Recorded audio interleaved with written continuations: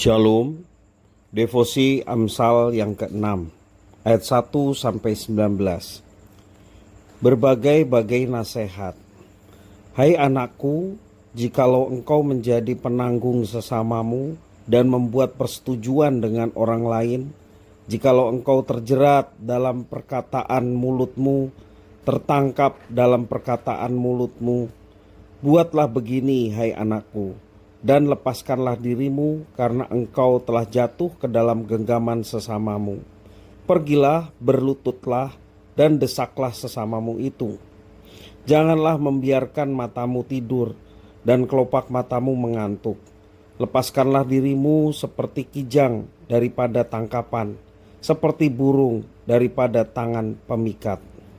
Hai pemalas, pergilah kepada semut, perhatikanlah lakunya dan jadilah bijak.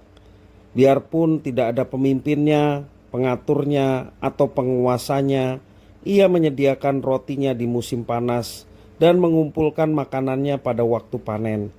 Hai pemalas, berapa lama lagi engkau berbaring? Bilakah engkau akan bangun dari tidurmu? Tidur sebentar lagi, mengantuk sebentar lagi, melipat tangan sebentar lagi untuk tinggal berbaring.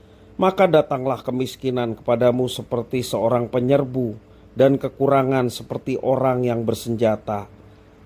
Tak bergunalah dan jahatlah orang yang hidup dengan mulut serong, yang mengedipkan matanya, yang bermain kaki dan menunjuk-nunjuk dengan jari, yang hatinya mengandung tipu muslihat, yang senantiasa merancangkan kejahatan dan yang menimbulkan pertengkaran.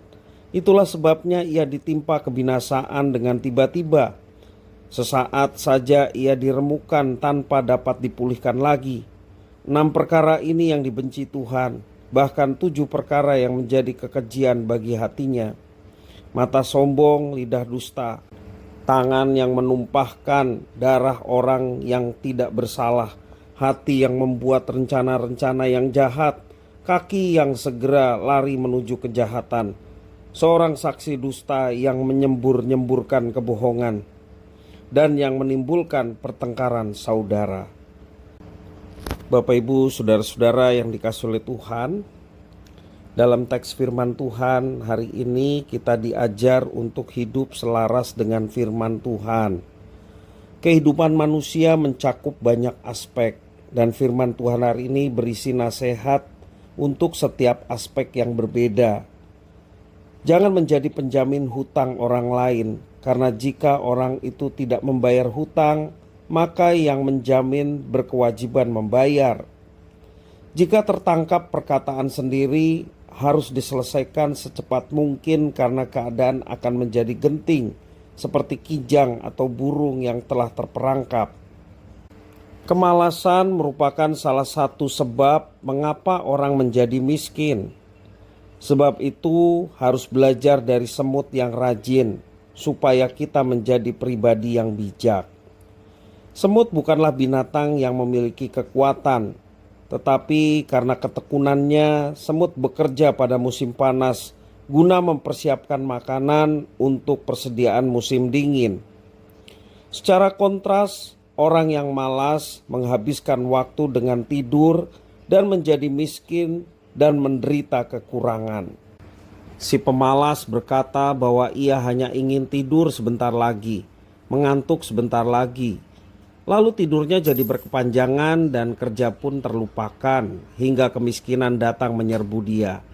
Terlihat bahwa kemiskinan dapat datang dengan tiba-tiba dan memiliki potensi untuk menghancurkan. Dalam pembacaan tadi ayat 16-19 diakhiri dengan 7 perkara yang dibenci oleh Tuhan. Mata yang sombong menunjukkan sikap yang sombong, yaitu orang yang tidak mau belajar serta dikoreksi dan karena itu akan terus melakukan perbuatan yang buruk. Lidah dusta adalah lidah yang menyebarkan kebohongan.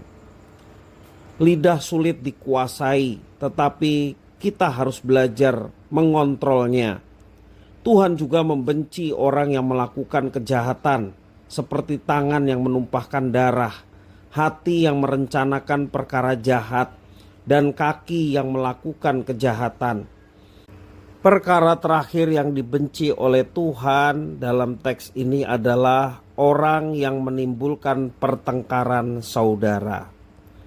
Karena itu setiap kita, orang-orang yang telah ditebus, belajar dari hikmat kitab Amsal ini, kita harus menghindarkan diri dari perbuatan-perbuatan yang dibenci oleh Tuhan.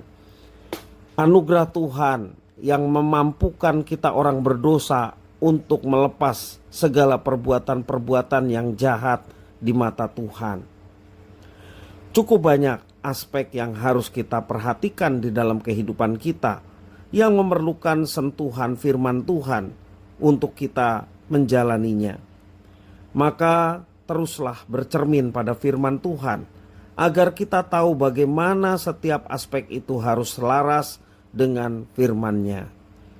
Tuhan Yesus memberkati.